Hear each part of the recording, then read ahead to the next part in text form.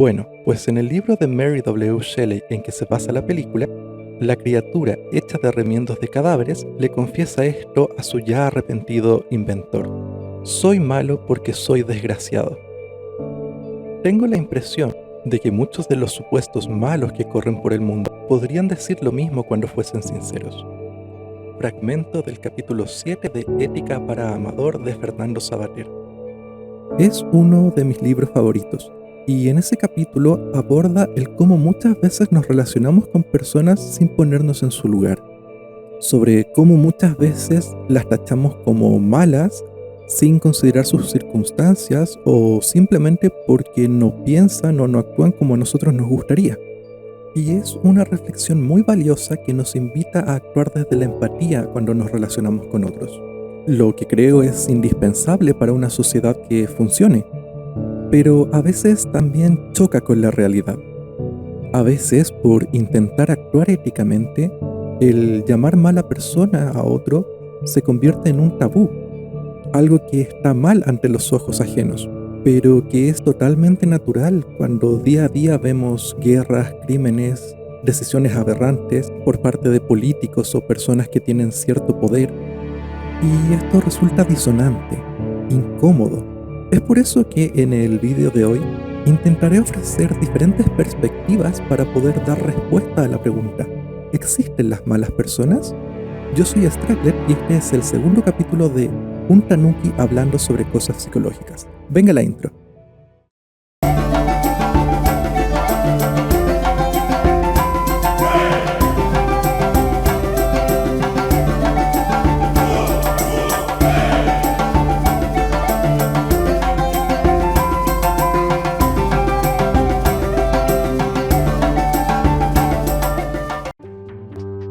Para responder a la pregunta de si existen malas personas, primero tenemos que responder una pregunta todavía más esencial, y es: ¿existe el mal?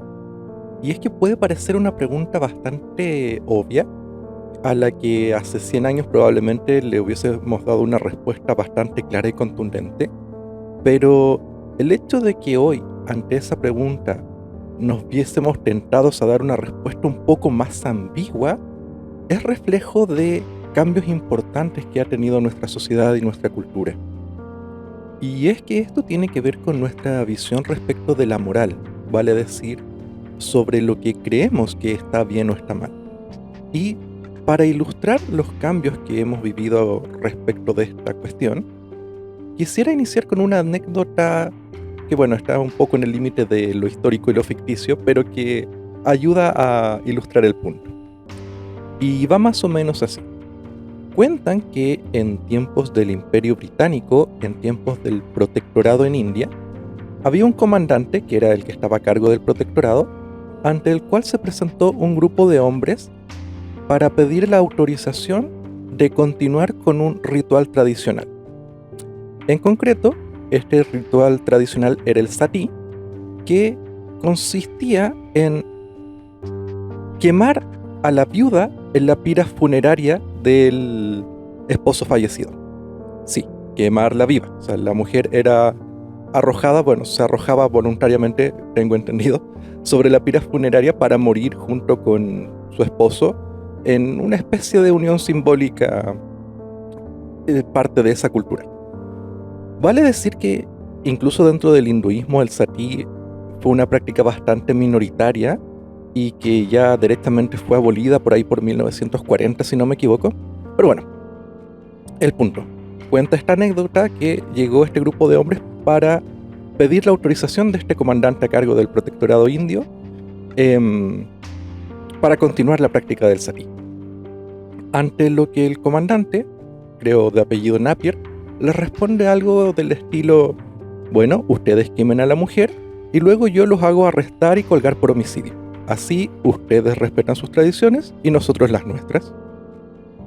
Esta respuesta, incluso más que una respuesta ingeniosa para decirles no lo hagan, no los voy a colgar, deja entrever la posición moral de ambas partes. Vale decir, para el comandante, de origen británico con una moral occidental, probablemente el quemar a una viuda resultase ser un hecho aberrante que debía ser detenido y que no podía permitirse bajo ningún concepto. Mientras tanto, para los practicantes del sati, de este hinduismo un poco más minoritario, que probablemente para ellos el homicidio también fuese algo castigable, existía el contexto de este ritual en donde quemar a una viuda no era algo malo, o algo punible, o algo que debiese evitarse. Y ahí es donde se refleja el hecho de que lo bueno y lo malo, el bien y el mal, son cosas que están inherentemente vinculadas a una creencia moral. Vale decir, el bien y el mal existen en función de si la persona o la cultura cree que existe el bien o el mal. Pero ahora, mirado desde un punto de vista externo de quienes hemos escuchado esta anécdota, también podemos inferir un rol importante de nuestra visión respecto de la moral, que tiene que ver con el paradigma moral. Y esto se refleja en nuestra interpretación o nuestra reacción ante la respuesta del comandante británico. Probablemente habrá personas, probablemente más ligadas a una cultura occidental, más similar a las de este comandante británico, que consideren que lo que él hizo estuvo bien, dado que en el fondo impidió la ejecución de este acto de quemar a una viuda, aun cuando impuso su moral. Digamos, ya reconocimos que habían dos morales, una la del comandante, otra la de los hombres que pedían la autorización, y en este caso nuestra interpretación como espectadores puede atribuir como algo bueno el que el comandante británico haya impuesto esta idea de que no debía practicarse el sati. En ese contexto, probablemente el paradigma moral que va a estar imperando es el del universalismo moral. ¿Qué vale decir? El universalismo moral es la creencia de que existe una moral universal, o sea, una moral que se aplica sobre todas las cosas, independiente de su historia, cultura o situación. Y en el fondo es una universalidad moral que debe ser defendida e incluso impuesta. Y habrá también aquellos para quienes lo que hizo este comandante británico estuvo mal. Vale decir, como ya he mencionado, impuso una visión moral en detrimento de la visión moral de los locales, digamos, de los que habitaban originalmente ese territorio, y que desde al menos este otro paradigma de la moral, se les atribuye un derecho de autodeterminación. Vale decir, toda cultura, todo grupo tiene el derecho de determinar por sí mismos qué es lo que consideran bueno, qué es lo que consideran malo. Y en ese contexto, lo que hizo este comandante británico podría interpretarse como un acto de imperialismo. Y bueno, en este caso estaba determinado, digamos, por el propio contexto, o sea, estaba dicho en el nombre del Imperio Británico, pero vale. Para lo que viene esta explicación, es decir, hay personas para quienes el imponer una visión moral por sobre otra es algo malo, es algo que no debería hacerse. Y esta visión está enmarcada en el paradigma opuesto al universalismo, que es el relativismo moral, que, vale decir, es aquella creencia que te dice que lo bueno o lo malo está determinado por la cultura, el contexto, la historia, y que básicamente en cada microsistema se define lo que está bien y lo que está mal. Y que, bueno, no puede venir ninguna visión externa a decir si eso es bueno o es malo, sino que debe respetarse lo que nace del propio microsistema. Y bueno, conociendo estos paradigmas que vienen a ser el universalismo y el relativismo moral, nos empieza a quedar un poquito más claro el por qué en este tiempo resulta más difícil responder a esta pregunta de si existe lo malo o no. Porque la respuesta va a estar marcada por el paradigma desde el cual la respondamos. Así, si es que nos paramos desde un universalismo moral, donde lo bueno y lo malo son absolutos, la respuesta a ¿existe el mal? Va a ser absoluta, y es que sí. Pero, por otra parte, si es que nos paramos desde el relativismo moral, ante la pregunta de si el mal existe o no, la respuesta podría, por un lado, ser depende, apegándonos más a esta definición de va a depender de su contexto, e incluso podría llegar a ciertos espacios extremos en donde la respuesta sería directamente que no existe lo malo, sino que todas las conductas, todas las respuestas se enmarcan en un contexto, tienen una explicación e incluso una justificación. Y ahora se preguntarán, ¿de qué nos sirve saber esto? Bueno, básicamente ha sido una introducción para decir que de aquí en adelante en este video voy a adoptar una posición mucho más cercana al universalismo moral. Vale decir, fijar una serie de bases, de definiciones que nos permitan analizar si existen las malas personas o no, pero desde una visión que busca ser global, que busca enmarcarlo todo y no va a hacer foco en las diferentes circunstancias relativas de cada persona. Entonces lo importante es saber que si somos una persona que cree acérrimamente en el relativismo moral, que todo se explica por su contexto, probablemente lo que siga a continuación en este video no les va a hacer ningún sentido y quizás sea lo mejor dejarlo hasta aquí. Entonces lo que sigue es definir si existe algún marco de referencia o algún punto de vista que sea medianamente objetivo y generalizable, desde el cual podamos interpretar si las personas malas existen o no. Y para comenzar, vamos a citar a uno de los ejemplos más extendidos dentro del mundo intelectual y también de la creación de contenido, que tiene que ver con el ensayo sobre la estupidez humana de Carlo Cipolla, o Cipolla, no sé cómo se pronuncia. Y es una teoría que se enmarca en una visión mucho más pragmática respecto de la conducta humana. Vale decir, no se juzga tanto la intencionalidad o las razones por las que las personas hacen las cosas, sino que se interpretan sus consecuencias.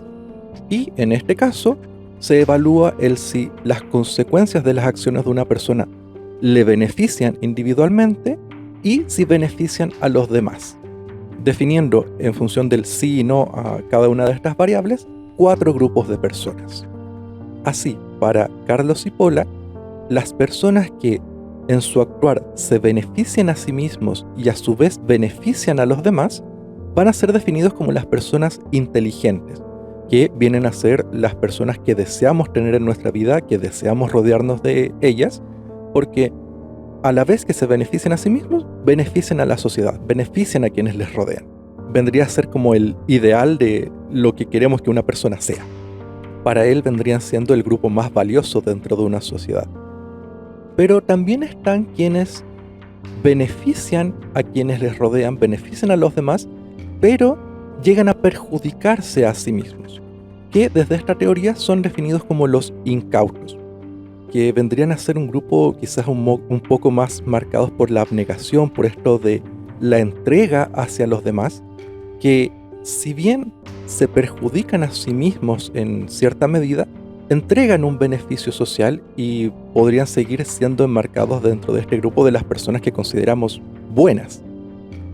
Pero, en base a esta definición, también vamos a llegar a los 2 grupos que generan perjuicios hacia las personas que los rodean, que son los estúpidos y los malvados. Y aquí es donde llega la respuesta más clara y contundente desde esta teoría a la pregunta de si existen las personas malas, y es que esta teoría define claramente a un grupo de personas como malvadas, y son aquellas que se benefician a sí mismos perjudicando a los demás. Vale decir, son personas movidas por el egoísmo, por el buscar aprovecharse de los demás, incluso perjudicándoles.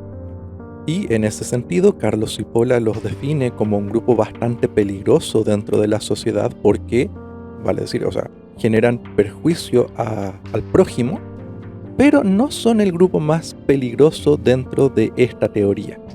Pues los más peligrosos para Carlo Cipolla son los estúpidos, que son, desde esta teoría, nuevamente, no desde la definición clásica, son aquellos que se perjudican a sí mismos y que a su vez perjudican a quienes les rodean, y que la mayoría del tiempo se encuentran ignorantes de esta condición de estarse perjudicando y perjudicar a los demás. Entonces, lo que básicamente dice Carlo Cipolla es que tenemos que tener más cuidado de una persona estúpida que de una persona malvada, porque al menos el malvado tiene una intención de beneficiarse a sí mismo, es un poco más predecible.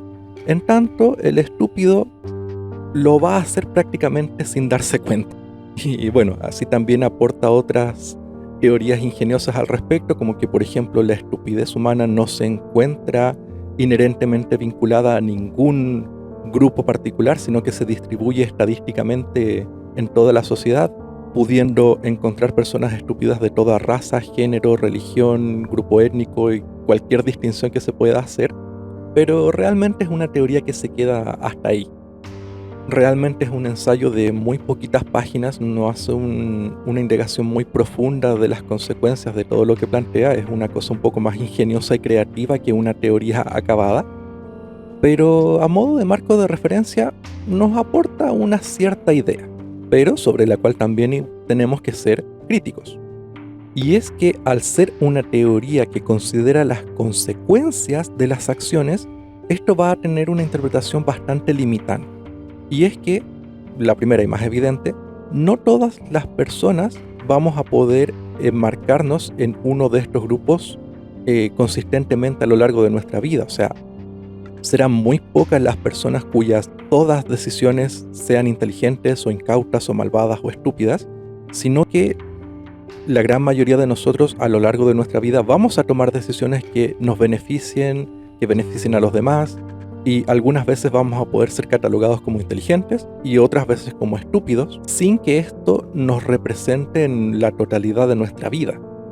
Podríamos, por ejemplo, plantear una especie de ponderación de todo lo que hemos hecho en nuestra vida, pero al final eso sería una visión bastante retrospectiva que no nos aporta demasiado desde el punto de vista de la toma de decisiones, por ejemplo. Y también habrá otra limitación, que es que habrá muchas acciones que tomemos en nuestra vida cuyas consecuencias no sean demasiado claras. O sea, puede haber acciones que nos beneficien a nosotros, beneficien a cierto grupo de personas, pero también perjudique a otras, o sea, causando beneficios y perjuicios al mismo tiempo. O incluso en el tiempo puede haber algo que sea un beneficio al corto plazo, pero un perjuicio en el largo plazo. Y ahí al final esta teoría se nos queda bastante corta, porque va a haber un montón de personas y un montón de acciones que no vamos a poder enmarcar en si son inteligentes, incautas, malvadas o estúpidas. Por ello, esta teoría nos es útil, sí, en un sentido ingenioso y creativo. Podemos decir, al menos hay un marco de referencia donde las personas malvadas existen y están claramente definidas, pero la verdad es que la aplicación práctica a nuestra vida o el que podemos hacer con ello no es mucho. Y aquí es donde viene el aporte más importante que intento hacer en este video, y es entregar una perspectiva un poco más profunda, un poco más enfocada desde la psicología y de lo que he llegado a ver pues a lo largo de vida y carrera. Y es que personalmente he llegado a interpretar a las buenas y malas personas bajo una definición un poco más ajena al concepto moral y en una especie de híbrido con esta forma de clasificación que hace Carlos y Pola.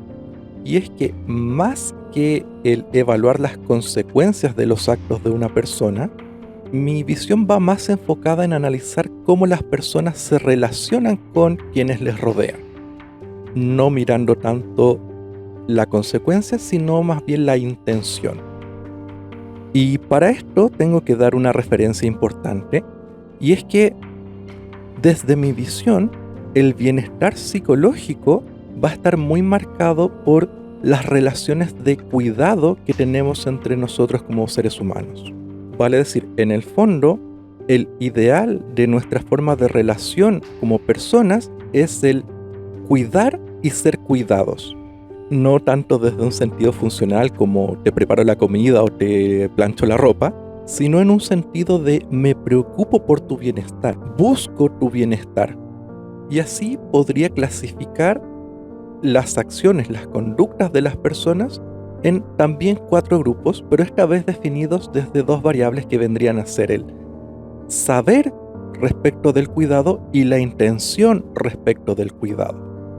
donde el saber vendrían a ser estos conocimientos, saberes, valga la redundancia, habilidades que nos ayudan a vincularnos, a entender y acompañar a los demás, mientras que la intención sería pues esa acción activa de buscar poner en práctica estos saberes y el buscar cuidar o acompañar a los demás. No voy a poner nombres o etiquetas a cada grupo, porque la verdad es que no se me ocurre una palabra adecuada, pero si a alguno de ustedes se le ocurre un nombre para alguno de estos grupos, estoy abierto a leerlo en comentarios y hacerlo canon. Pero bueno, tendríamos en este caso un primer grupo que vendría a ser el que sabe cuidar e intenta cuidar. Que bueno, vendría a ser como este grupo ideal dentro de nuestro entorno social, que son personas que manifiestan preocupación por el bienestar de quienes les rodean y a su vez tienen las habilidades o saberes para poder proporcionar este bienestar. Es decir, personas con conocimiento empático, habilidades sociales, escucha, que entregan apoyo, que al final acaban generando una relación consistente. Personas con las que al fin y al cabo nos sentimos seguros, de estas personas que podemos decir, vale, siento que puedo confiar en esta persona. Afortunadamente hay muchas de estas personas por ahí dando vueltas por el mundo y que creo todos agradecemos cuando nos encontramos con ellas, pero lamentablemente no son la mayoría. Y no por un tema de voluntad, sino que muchas veces el saber cuidar es algo que no se adquiere fácilmente. Y muy probablemente hayan sido personas que debieron pasar por un proceso de aprendizaje para convertirse en personas que saben e intentan cuidar. Y por tanto su origen probablemente nos remita a la existencia del segundo grupo que voy a describir, que son las personas que, si bien no tienen los saberes o las competencias completas para ser cuidadosos con los demás, sí que tienen la intención de serlo. Y el ejemplo más claro y que probablemente nos sea más fácil reconocer sea el caso de las personas que son padres o madres, que probablemente nos sea bastante fácil convenir que la gran mayoría de padres y madres desean que sus hijos tengan una buena vida, o sea, desean el bienestar de sus hijos, desean cuidar a sus hijos, tienen una intención clarísima, pero no siempre saben cómo hacerlo. Y eso no es culpa suya, porque realmente nadie puede saber lo que no se le ha enseñado. Y bueno, muchas veces se ha dicho, nadie te enseña a ser padre, excepto probablemente tus propios padres, a quienes a su vez tampoco les enseñaron y lo que vieron fue reflejo de lo que sus padres hicieron con ellos. Y bueno, al final este grupo va a estar muy marcado por el efecto Cletus, que va a ser un clip que voy a dejar aquí. Así es, estudian en casa. Yo les enseño a los grandes y los grandes le enseñan a los pequeños. Pero nadie me enseñó a mí, lo que hace que todo esto sea un ejercicio inútil, pues. Y es que el saber no aparece por arte de magia en la vida de una persona. No es como que una persona se levante un día por la mañana y diga, oh, ahora sé cuidar de otros. Sino que va a ser un aprendizaje marcado por las vivencias, por el acceso a información, por las oportunidades sociales, por la oportunidad que tengamos de conocer a otras personas que saben cuidar. Y por eso, a pesar de que en este grupo que no sabe cuidar pero lo intenta, eventualmente acabamos viendo ciertas consecuencias negativas, ciertas heridas que se generan por el exceso o falta de atención sobre determinadas circunstancias, difícilmente podríamos catalogar a este grupo como malos, puesto que su intención está en hacer bien las cosas, pero no siempre se tienen las herramientas para poder hacerlo bien, y no podemos culpar de no tener esas herramientas dado que va a estar marcado por muchas circunstancias. Y bueno, es probablemente el grupo en donde nos enmarquemos la mayor cantidad de personas. Personas que buscamos dar una buena vida a quienes nos rodean, a quienes queremos, pero la adquisición de las habilidades para lograrlo o los medios para lograrlo son más difíciles de alcanzar y es que estamos en un constante aprendizaje al respecto. Pero cada pasito nos acerca un poquito más a pasar al primer grupo de las personas que saben, Bueno, esta división igual es un poco ficticia porque no hay personas que lo sepan todo, ni tampoco personas que sepan nada, sino que es más como una línea continua en la que vamos avanzando pasito a pasito. Pero bueno, en el fondo, para hacer la distinción simplemente, puede que haya un punto en el que sepamos más que lo que no sabemos, que sería como la distinción entre el grupo que sabe y el que no sabe. Pero eso, es un poquito más ficticio en este sentido. Y bueno, antes de pasar al siguiente grupo, me gustaría detenerme un poco sobre este grupo anterior, sobre todo para valorar la evolución histórica que se ha tenido. O sea, probablemente muchos de los que tengamos acceso a la historia de vida de nuestras familias, podamos concluir que la crianza ha evolucionado bastante respecto de los procesos históricos, de las generaciones. Probablemente, si comparásemos nuestra crianza a la crianza que tuvieron nuestros abuelos, sería relativamente fácil concluir que nosotros hemos sido más objeto de cuidado que ellos. Y a su vez puede que ellos hayan sido más cuidados que sus respectivos abuelos. Y es que, como decía esto de que vamos aprendiendo de nuestros padres y sus padres de sus padres, el saber cuidar se va construyendo generacionalmente, donde cada generación va poniendo su piedrita. Probablemente nuestros padres no lo han hecho de forma perfecta, pero han intentado mejorar, han intentado evitar aquellas heridas que ellos sufrieron durante su niñez, durante su crianza, que nuevamente repito, no son heridas que voluntariamente nuestros abuelos le hayan infligido a nuestros padres, sino que son la consecuencia en cierta forma inevitable de esta intención de cuidar sin tener los medios para lograrlo. Pero aquí es donde nosotros, como la generación actual, tiene más ventaja. Vale decir, el simple hecho de que ahora estés escuchando este contenido es una ventaja que tus padres o abuelos simplemente no tuvieron. El acceso a la información que tiene esta generación respecto a las generaciones pasadas es abrumadoramente superior. O sea, simplemente no tiene punto de comparación. La oportunidad que nosotros tenemos de aprender a cuidarnos y cuidar de los demás es inmensamente superior a la que nuestros antepasados tuvieron. Y eso hay que valorar. Y es que la disponibilidad de contenido, las tecnologías de la información facilitan mucho los procesos de aprendizaje. Ciertamente este grupo, que es el que tiene la intención de cuidar pero no tiene los saberes completos de cómo hacerlo, es el grupo ideal, digamos desde una perspectiva de la intervención psicológica, del acompañamiento psicológico. Hay varios casos en donde el acompañamiento profesional, entendido desde esto del 1 a 1, de algún proceso terapéutico de atención directa, es prescindible. No es así como si quieres aprender a cuidar y relacionarte con los demás, tienes que ir al psicólogo. Está mal que yo lo diga, pero no es tan así. Afortunadamente hay mucho contenido, entre otros, que pone a disposición de las personas el conocimiento. Digamos, de la misma forma que una persona podría aprender programación viendo cursos gratuitos en internet, también podría mejorar significativamente sus habilidades de relación viendo contenido de acceso abierto.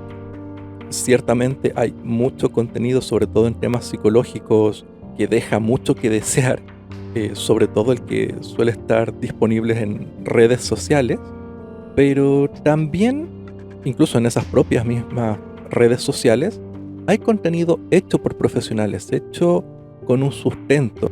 Hay libros que son buenísimos, libros que son básicamente de divulgación, que son hechos como para público común, que incluso se utilizan dentro de carreras universitarias para explicar ciertos conceptos, para explicar ciertas formas de hacer las cosas, y que está muy bien, que en esta era de la información están disponibles para básicamente cualquiera que los busque. Entonces muchas veces aprender a cuidar va a encontrar muchas herramientas súper útiles, sobre todo en nuestra generación, que, remarco, es una ventaja que nosotros tenemos y que nuestros padres y abuelos no tuvieron. Mientras quizás nuestros padres como mucho hubiesen tenido acceso a un libro que hablase sobre crianza, que diera consejos de crianza, nosotros tenemos acceso a miles. Tenemos, sin exagerar, acceso a millones de horas de contenido, sea de audio, de video, que nos pueden ayudar a aprender. Entonces, a lo que quiero ir con esto es que, aunque no tengamos contacto directo con un profesional, que por cierto pueden preguntar lo que quieran en comentarios, incluso mandar mensajes directos, yo intentaré responder, no hay realmente una excusa para no dar al menos los primeros pasos. Teniendo la intención, ya tienen lo más importante. Y bueno, mencionado esto de la intención como lo más importante, es que pasamos al tercer grupo que voy a describir, que son quienes tampoco tienen el conocimiento, pero tampoco tienen la intención. Y probablemente estas vayan a ser las personas que muchas veces en la vida interpretamos como hostiles, que muchas veces van a tener una actitud desesperanzada ante la vida, que se van a relacionar desde la hostilidad, la violencia, la agresión, el constante estar a la defensiva. Y es aquí probablemente donde podríamos enmarcar a ese Frankenstein del que hablábamos en la introducción de este video, quien mismamente decía soy malo porque soy desgraciado, refleja en buena parte el origen de este grupo. Y es que sí, existen personas que no saben cuidar ni tienen la intención de cuidar, pero muchas veces va a ser reflejo de haberse desarrollado, haberse criado en entornos de negligencia, en entornos de desamparo y de gran descuido. Si volvemos al grupo anterior, podríamos, por ejemplo, explicar esta intención que tenemos de cuidar a otros de lo que hemos visto en nuestras relaciones.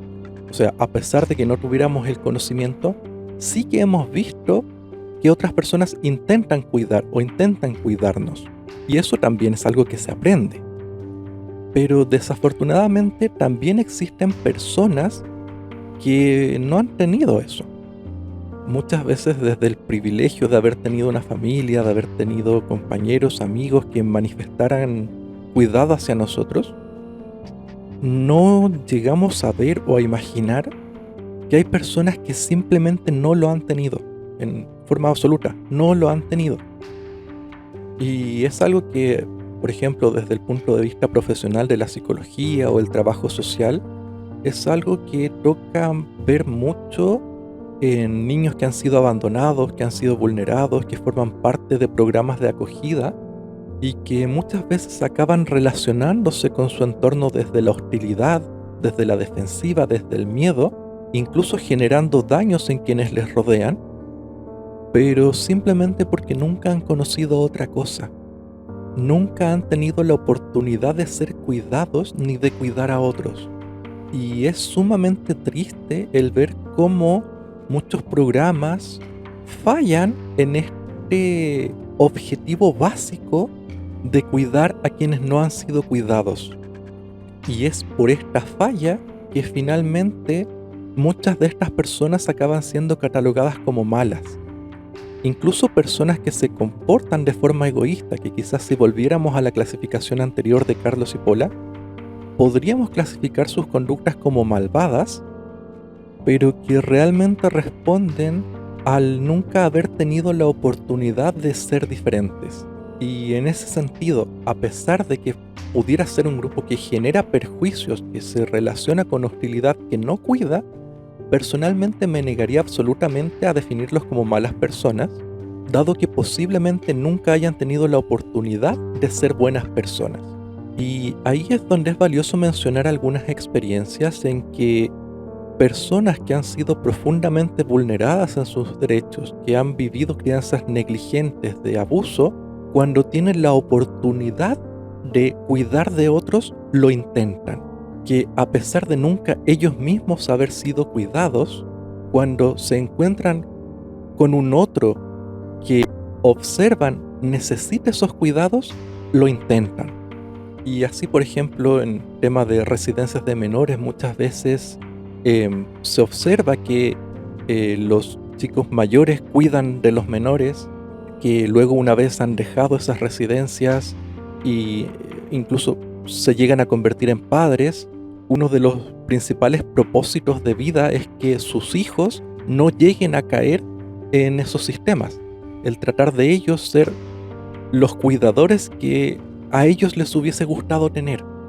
Entonces de esa experiencia es bastante razonable el concluir que el paso entre ser una persona que no sabe cuidar y no lo intenta y ser una persona que sigue sin saber cuidar pero lo intenta, está marcado simplemente por la oportunidad.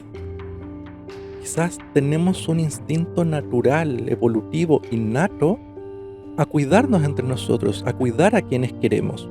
Y eso es algo que nunca tenemos que perder de vista, sobre todo cuando estamos hablando de esta distinción de si existen las malas personas. Ciertamente a veces, vamos a entrar en este territorio del relativismo moral, tratando de no juzgar como malo algo que hace una persona, pero muchas veces va a estar ligado a esta circunstancia de reconocer que probablemente esa persona no ha tenido la oportunidad de actuar de forma distinta. Y aquí es donde llega el último grupo de esta clasificación, que derechamente sí podría definir como que son las malas personas. Y es que, como veíamos que en el grupo anterior eran personas que no cuidaban, pero era porque no sabían, no habían tenido la oportunidad de hacerlo, existen también personas que, teniendo la posibilidad, teniendo las herramientas, teniendo los saberes de cómo cuidar a los demás, no lo hacen. Que deliberadamente, aún no pudiendo alegar ninguna falta de conocimiento, prefieren tomar decisiones egoístas, deciden aprovecharse de los demás. Porque sí, existen personas así y realmente no podría llegar a negarlo. Las razones de su origen son múltiples, pero lo que podemos sacar en claro es que existen. Afortunadamente no son tan abundantes, pero están ahí. Y es que, por ejemplo, desde la propia psicología, hay algunos rasgos de las personas, de la personalidad, que podrían ayudarnos a definir quiénes se encuentran en este grupo. Donde, por ejemplo, el narcisismo, la psicopatía, los rasgos antisociales, el sadismo, el maquiavelismo, son rasgos que se encuentran definidos y que se han observado ampliamente en personas que tienen conductas profundamente dañinas con la sociedad.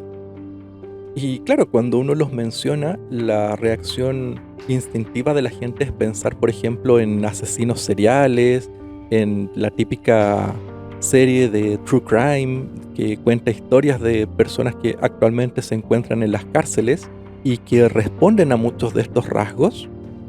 Pero la realidad es que muchas veces se encuentran más cerca de lo que pensaríamos. O sea, la gran mayoría de psicópatas no son asesinos.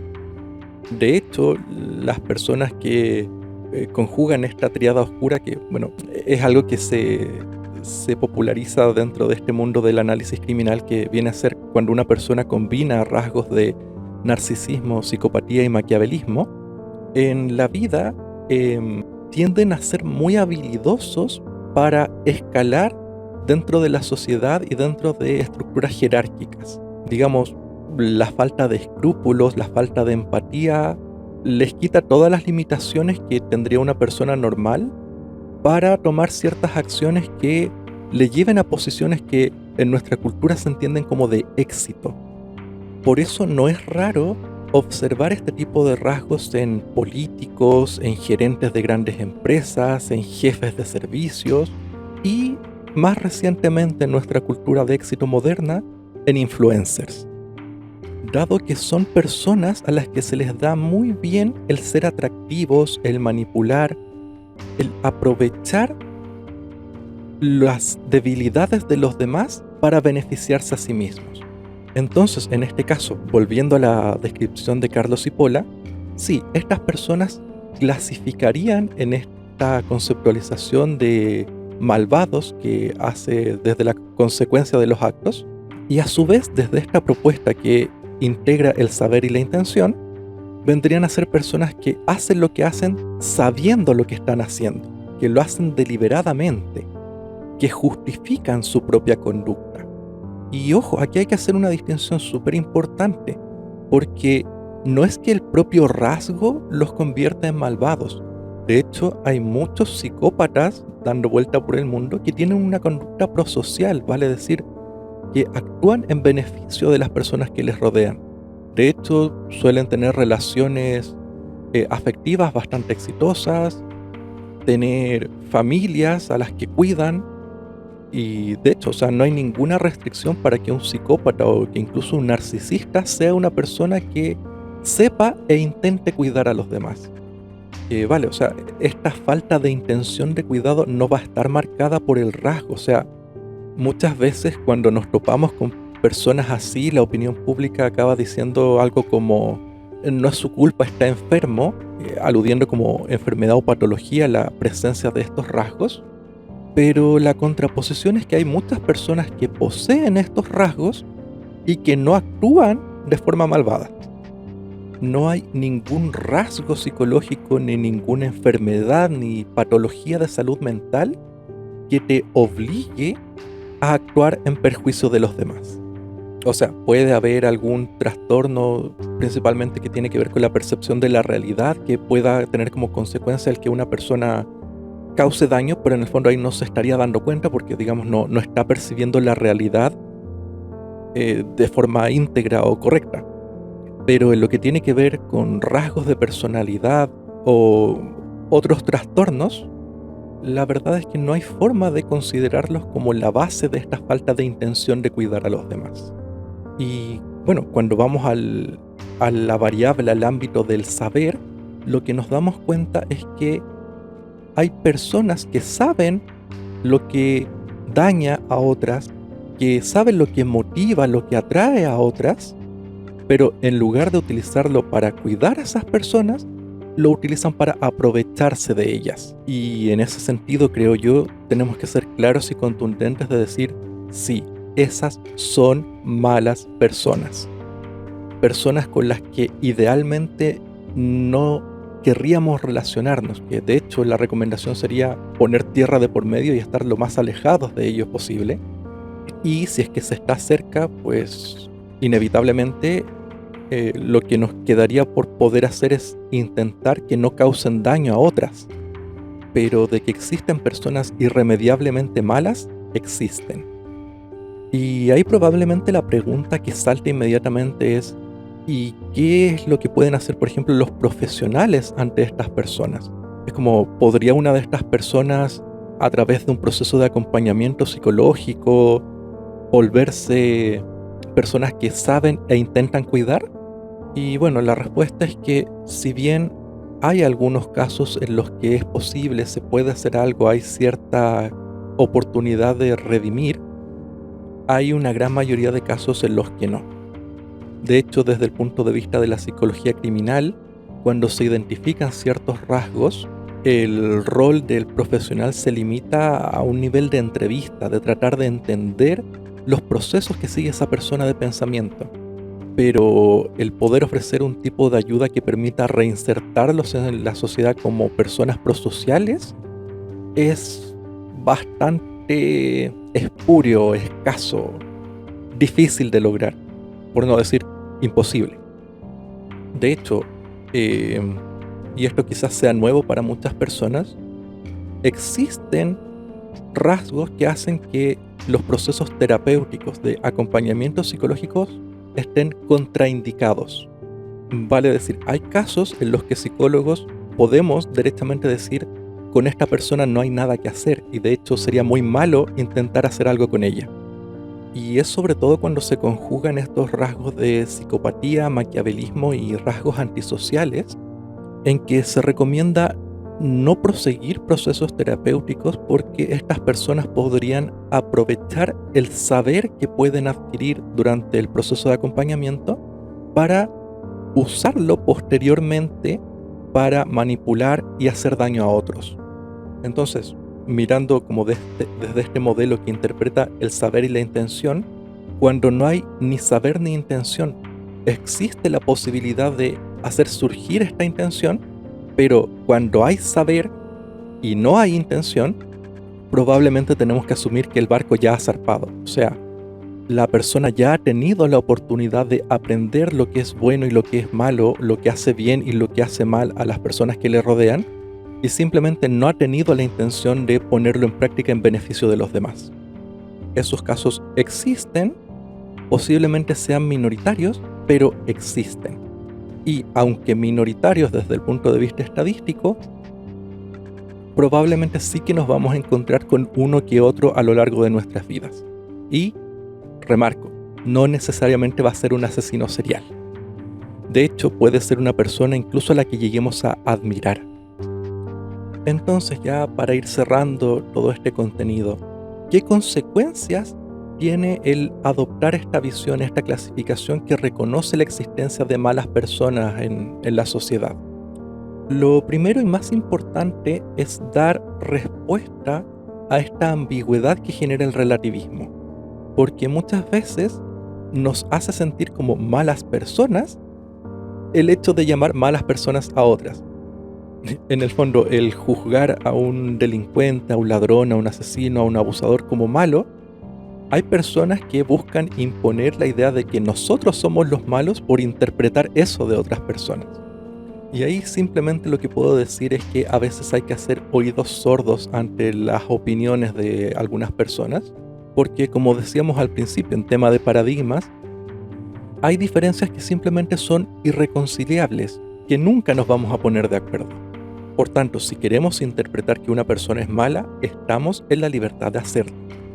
Ya si a eso queremos añadirle un marco ético, un marco que lo haga un poco más objetivo y que no simplemente nos dejemos llevar por decir que alguien es malo porque no cree lo mismo que nosotros o porque no ha hecho lo que nosotros considerábamos ideal, lo que he mencionado en este video aporta a que tengamos un marco de referencia de decir, vale, yo creo que esta persona es mala por estos motivos. Es decir, yo creo que esta persona sabía lo que estaba haciendo y aún teniendo la oportunidad de cuidar de otros, no lo hizo.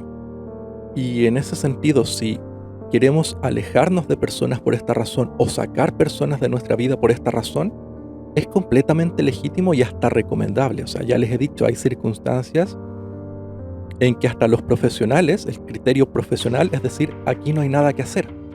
Con mayor razón, esto aplica a una persona sin conocimientos profesionales. Pero también puede haber casos en donde nos encontremos con personas que no vamos a clasificar como malas desde esta interpretación, pero que de todas formas resultan nocivas, resultan dañinas para nuestra salud mental. Y en estos casos la decisión es muy personal, dado que no tenemos la responsabilidad de convertirnos en los salvadores de otros o de ser nosotros quienes compensemos a aquellos que la vida no le ha dado a otras personas. No tenemos la obligación de convertirnos en mártires o en filántropos o en cuidadores abnegados de los demás. Si lo hacemos, que sea una elección personal, una elección razonada y fundada en nuestros propios valores, no en la imposición de una visión que nos ofrece alguien más. Somos libres de creer y hacer según veamos conveniente. Y bueno, hoy este Tanuki te ha ofrecido varias ideas que puedes tomar y evaluar por ti mismo para que puedas responder conscientemente a la pregunta: ¿existen las malas personas?